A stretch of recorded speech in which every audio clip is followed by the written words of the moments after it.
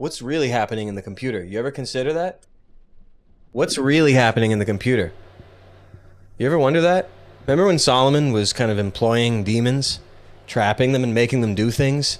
It seems vaguely familiar. We've all looked at the circuit boards, and we've all looked at the sigils. Remember the trip to Saturn or Jupiter in 2001 Space Odyssey? Remember that? That was hair-raising when I saw that again. It was crazy when I saw that. So, now you understand what peril is, and what computers do, and what technology is, and what it does, and how it's like... It takes, in the long run, it takes. If the technology demons themselves that you're enslaving inside your computer, when they rule the world, things get dehuman. And now you know why everything happens as such. I'll never forget the day that my old man came back from a computer show back in the day. A huge, like, auditorium, huge. All these companies set up and come back with bags filled with all the merch from all these companies, which wish we had. It was incredible, but they had games and such. He came back with The Secret of Monkey Island, and Loom, and also Dragon Lore. Those were some twisted days. Crazy days. How, if you consider those games, it's really something else. And yeah, I wish I had some of the merch or something, but it is all very lost. He only came with quality games. Even though he didn't play them, he knew that those were quality. It was an instinct, because he knew how vile video games were, or are. You just know time and where it goes when you're older. Or if you see someone using their time, you're like this, wow. It's hard to get it into people, and when they're enjoying games, because let people enjoy things, you know? Alright, yeah. Well, he came with the quality, and who knows what happens when we play these games on the computer. I mean, are these things gonna be in your face after you die? You're so fucked, kid. All that computer stuff you did all that time, you're so screwed, kid. All those things you were killing those games were real people, dude. You're so fucked, kid. Every time you start a save, it destroys the world. They're making you rack up all that cosmic karma. You're even lower than the demons themselves when you get out. When you finally allowed to leave the theme park on Earth. Just all these pictures of these star forts that I've been enjoying lately. I try not to allow them to dictate my thoughts, okay? If you know what I'm saying? Because you only got so much time in the day. You never know when one train of thought will ruin your whole life.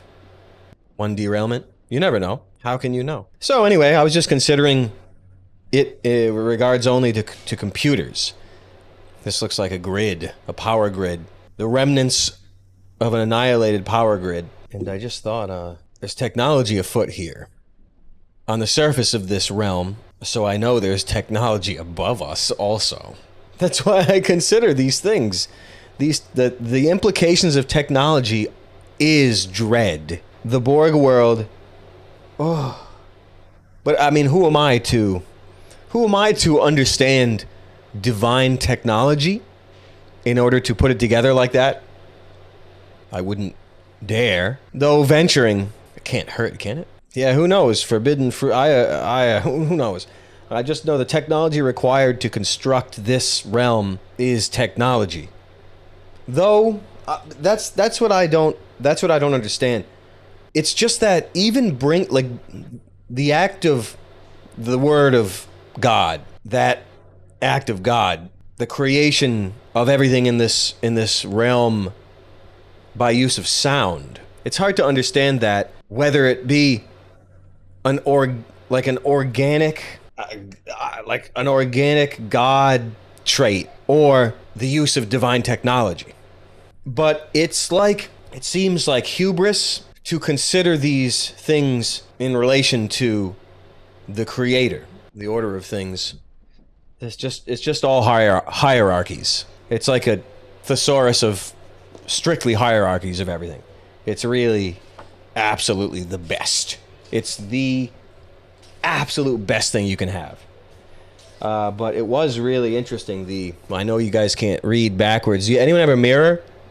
The hierarchy of heaven and hell they're both structured as the military is. They're both military formations, above us and below us, or whatever. That to me is scary. To me, that's like awe. Like it's like scary. It's like a scary dread. I don't know what it is. Maybe it's delightful, but it just seems so insane to me. You remember the seraphim and the cherubim, the thrones. That's the first hierarchy. Seraphim, cherubim, and thrones in charge of justice. I think they might be sleeping, or maybe they're just really slow. The second hierarchy are denominations and dominions, which regulate angel duties. See, like, this stuff is so good. So good. I mean, it's a reference in only the structures and not like a dictionary, but it's really like machines that regulate angel duties, which are highest angels of love, light, and fire, and one who prays or intercedes. And the thrones are in charge of justice. Like, how do you regulate those angel duties? Like, what kind of a machine task is that? Like, it's like the gears in Space Trilogy. Like when the god of Venus or whatever the hell, like, was transforming into different sites, it became this huge clockwork machinery that was maddening to be in the presence of. Like, that's what all this stuff is like. This hierarchy resonates to me like the way the imbuing of these angel traits, or being regulated by these angel traits, resonates to me like imbuing archetypes in The Place of the Lion, the Charles Williams Roadhouse. And then we get into all three of these are from the second hierarchy under dominions and dominations. Principalities. We're all familiar with principalities, right? From Bob's letters to the epistles or something. Simon's Peter. And right under principalities are powers. So they're two separate ranks or formations. Ephesians. Principalities and powers are actually competing. The third hierarchy are virtues. Oh, rather, the principalities are protectors of religion. That's going to be a rough interpretation of that. And the powers impose order on heavenly pathways.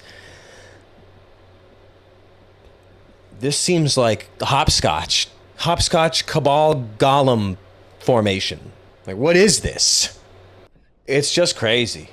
The third hierarchy are virtues, work miracles on earth. Archangels, minister and make propitiation for people's sins. And then at the bottom are angels, guardians of men and nations, messengers between God and man. You remember the accurate depiction of angels or whatever from Ezekiel. Those angels are on the lowest order of the whole military formation. What the hell are those other machines? What are those? You saw how crazy those renditions were. What do the other ones look like? Men, men doesn't say here, but I mean, you're right on that. Men are second only to God, which is something that the forgetting of is the end of your life prematurely, which is usually at the beginning. There are various hierarchies for angels. This is the most agreed upon order, compiled by Gregory the Great, 6th century AD. Yeah, this is such a marvelous book. This is the editor of the Roget's freaking Thesaurus up to 13. It's got everything you could ever want. Sephiroth? I don't know. It probably does have... 100% probably has Kabbalah in here. It's got everything in here. It's amazing. It's truly amazing. Where's the hierarchy here? I see Dante's one in here. Where's hell? Maybe I passed it. Hey, there's some stuff on the Pharisees in here. Remind me to go to hell. Separated from ritual impurity and defilement. That's what they specialize in. The Sadducees rejected resurrection and immortality of soul. I mean, we could go on about this forever. I'm just looking for some Sephiroth in here. Okay, here's some sacred texts here. We all know a few of these, don't we? Maybe I was wrong about the oral tradition. Maybe that's the truest evil. Did Christ say something about that? Perhaps Moses said something about that when laws were written. It's a hard nut. You know what I'm saying? I'm just saying, when it comes to technology and God technology, what's the difference between something knowing your thoughts and a group or an AI or whatever knowing your thoughts through whatever the hell they put in everything? Oh, here's the Satan. Here, I found it. So that the Messiah will come. Who's going to let him know? Who's going to tell him? Oh, there's Kabbalah in here. Oh, there's Kabbalah in here. Jewish mystic knowledge, mastering its 10 spheres, one can achieve greatness. Oh, yo. Tree of life? Or is it? Shit, I don't know how to say these. I'm gonna need, like, the text-to-speech. I mean, where's Sephiroth? I guess this doesn't... No, a Sephiroth isn't a root, right? The Sephiroth is something in between. This might not have it. Let me see. This is just the roots, the 10 spheres, rather. I can't say I see any Sephiroth in here, the definition of it. The definition of that madness straight out of frickin' Xenocide, the Orson card classic, when there was this race that was seeded on this planet, or they were biologically tampered with to have extreme, like, frickin' OCD and Asperger's. That's what the Kabbalah hopscotch thing is to me. It's like a curse of, like, tracing wood grain and like thinking of words when you're doing certain things. Like, it's like that. It's like straight up crazy. Wow. It's like the most powerful madness you can articulate. Anyway, who am I to judge? I mean, I appreciate the quest of the mastery of life, I guess, or the quest of whatever the hell they're doing. I mean, I can appreciate it. It's just, if we all got along a little bit better, then we could master life itself and have no gulf between, you know. But we can't have those sort of things in this life, can we? Well, we can, but it takes a heavy hand. It takes a strong hand. Anyway, there's some devil. There's the first group, who consists of a lot of the guys that we're familiar with. I don't really want to say them. I kind of don't want to even talk about them. We're familiar. There's also a second group, some unfamiliar names. There's a third group, also with some unfamiliar names. There's demons who serve devils. The finest articulation of this capturing demons technology and relationship, it comes from Jack Vance in Rialto the Marvelous. I just forget what those entities are what they're called.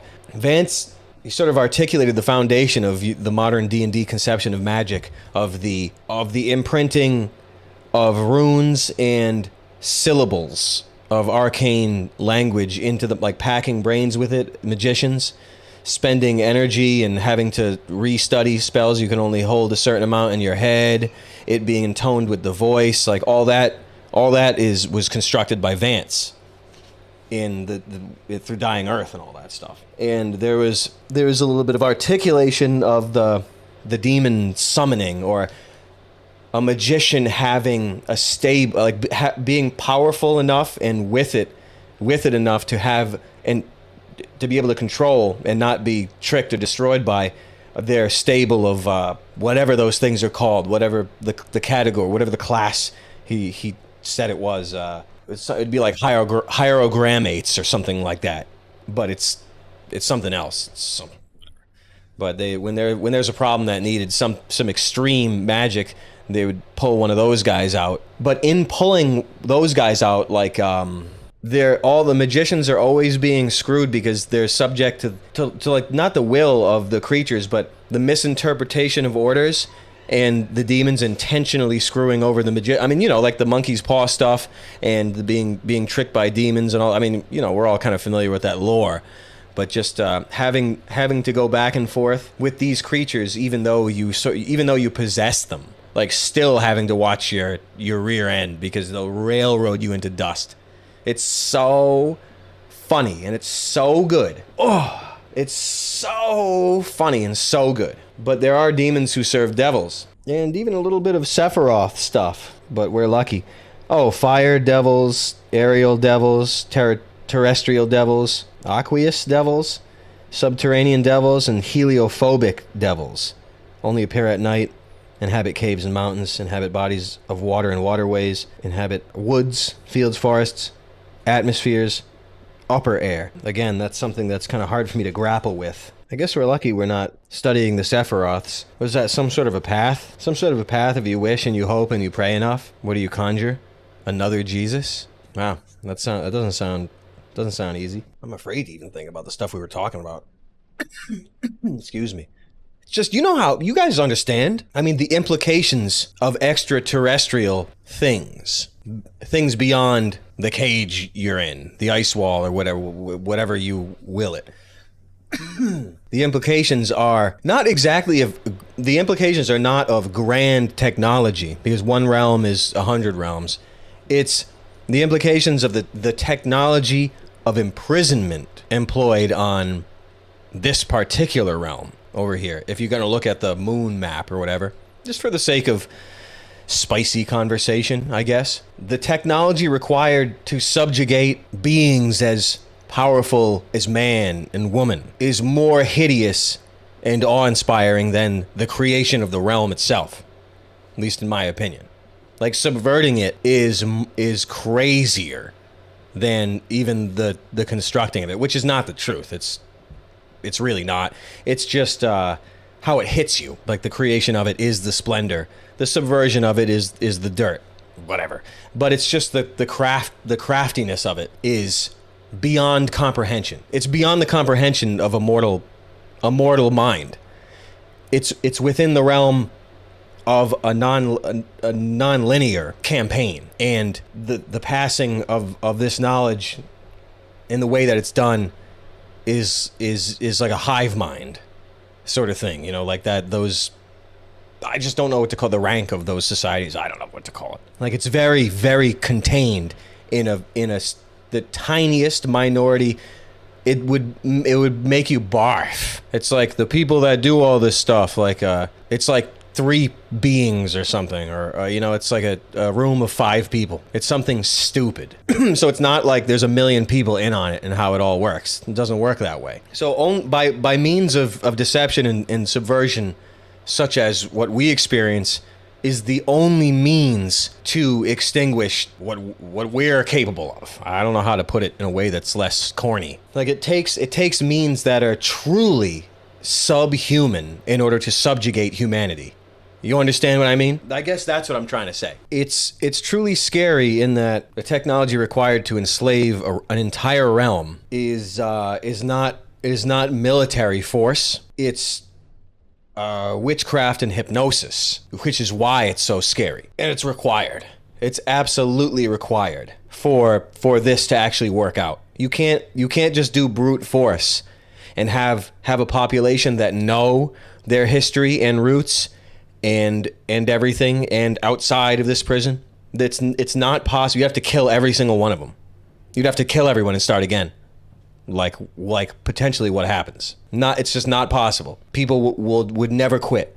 They would never quit fighting and hunting and going ape. They would never ever quit, not for one moment. You'd have to nuke the 50,000 nukes in order to stop it. That's why the hypnosis and the witchcraft, whatever you want to call it, is required for this. It's 100% required. Otherwise, they'd just blow the whole place up. Or rather, we would. Because people that know their real identity and their real roots and their real history and their real power would prefer death to enslavement. And they would fight to the death with the biggest smile you've ever known. You take that away,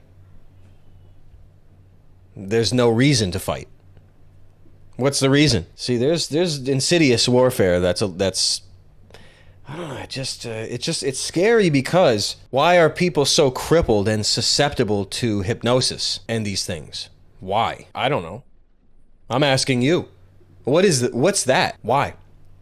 Is it some sort of a product of free will? Is it the other side of the free will? Is it biological warfare, like in Xenocide? Implanted OCD and Asperger's? Is it that? I don't know. Is it that? Could be. Is this place just one Gollum factory where your personality is dictated by what stars you're born under and where the sun and the moon are? What kind of technology is that? Is that free will? No, it's not. It's not free will. It's actually not free will. I wasn't joking when I said there is no free will in the world. There isn't. Unless, of course, you sort of get more, or get less of the world, rather. Unless you get less of the world. It's scary thoughts. Not only scary thoughts, but the most scary thoughts. The most awful technology. Yeah, it's true. The Golem crucible is the most frightening technology I've ever seen. It's how the stars and the heavenly bodies program your personality when you're born. It's not free will.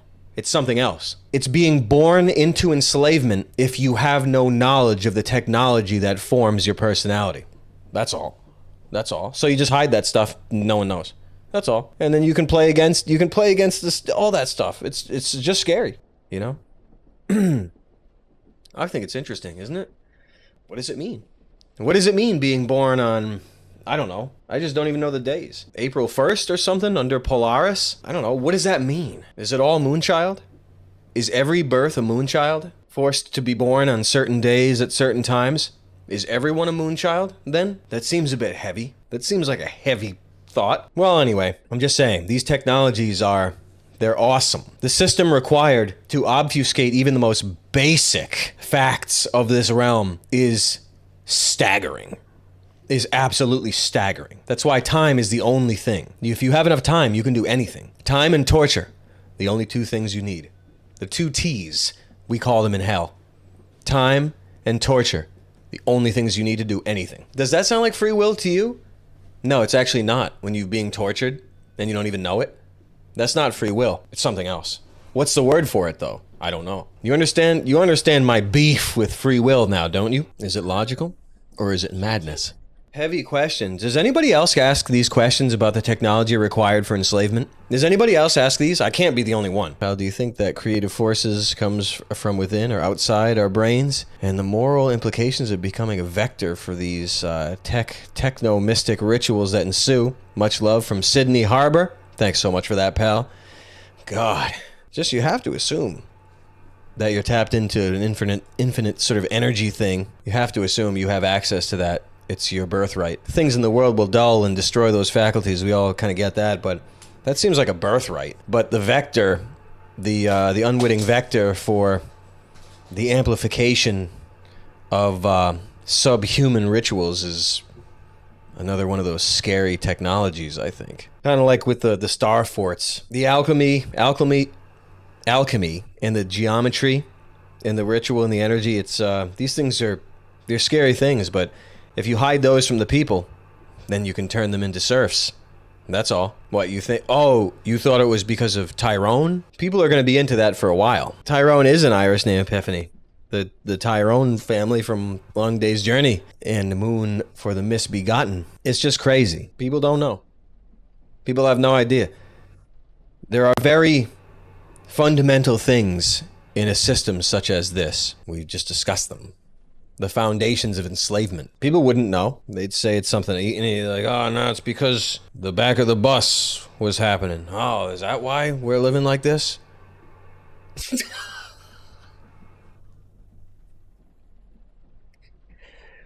Is that why? Oh, wow. So that's our discussion on technology. Isn't that scary?